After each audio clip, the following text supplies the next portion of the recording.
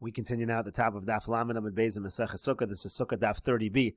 The Gemara here is continuing Rav Huna's advice to those who are selling the Hadassim and they're purchasing it from the non-Jews. He said they should purchase it, but have the non-Jews, the idol worshippers, should be the one to actually cut the Hadassim, because we're afraid the land might be stolen and the land might actually belong to Jews. The karka ain't an exelis. And in general, the rule is that karka cannot be stolen. We'll take a look at Rashi in a moment.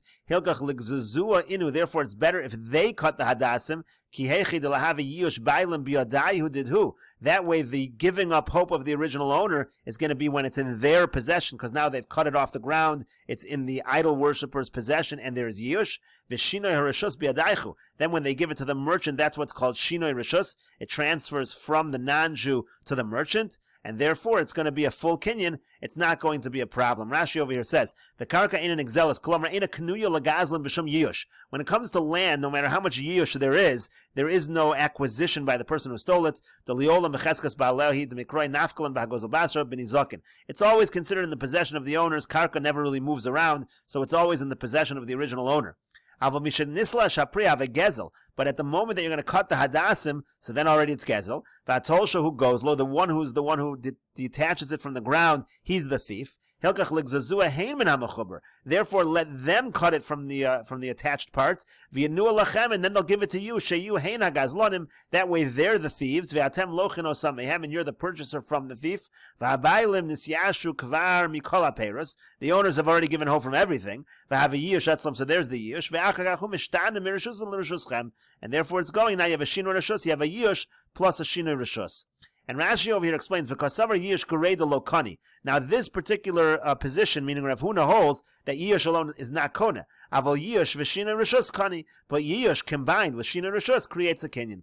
V'nami kani, and even if it is a kinyan, mitzvah haba b'aveira have, it's going to be considered a mitzvah haba b'aveira im atem tachtuchum and amachuber to atem gozlam. Meaning, even if your yush is kona, still this would be the advice, because if the merchants are the one that cut it from the ground, if they're the ones who cut it, so then they're the thieves, and even if they're kona, it's going to be a problem mitzvah haba b'aveira. So let the non-Jews be the thieves, let them cut it, then you don't have a problem mitzvah haba b'aveira. Plus, you're going to have a kinyan through the combination of yush and shinoi rishus. But the Gemara says, sof, 1 second, even at the end of all of this, ki gazu avankari, if they cut it, have a yush bailim biyadayu, meaning if the merchants cut it, let it be yush in their possession.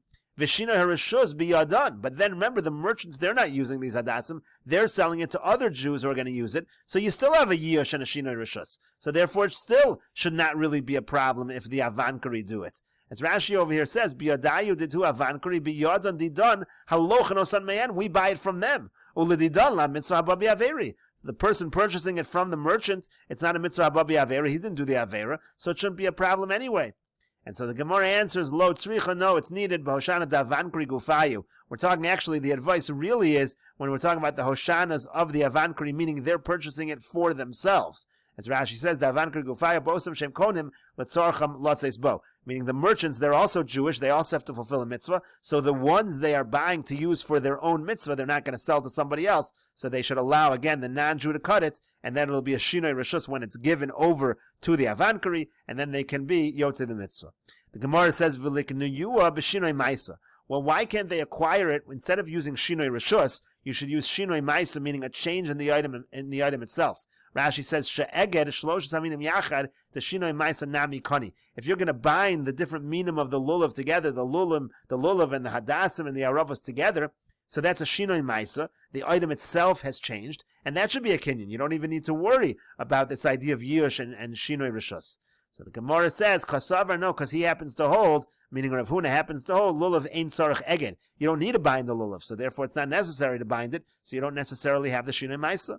V'im timtzalomar lulav tzarech eged, and even if you're going to say that lulav does require binding, shinoi hachozer lebriyasu, it's not really a shinoi, because that's something that can easily go back to its original form. All you have to do is undo the binding, and it's back to its original form. V'shinoi hachozer lebriyasu lo shmei shinoi. If a change happens to an item, but that change can revert back to the original, that's not even called a shinoi. So the Gemara says, "V'likniyua b'shinoi hashem." Fine. Instead of using shinoi ma'isa, use shinoi hashem. This item has changed names. It's a new item. To meikara havale asa. Before we used to call it, before you prepared it for the mitzvah of lulav, it was called an asa. It was called an hadas. The hashda, now it has a different name. And we'll continue with this discussion in the next video on Daf Lamed Aleph Amud Aleph.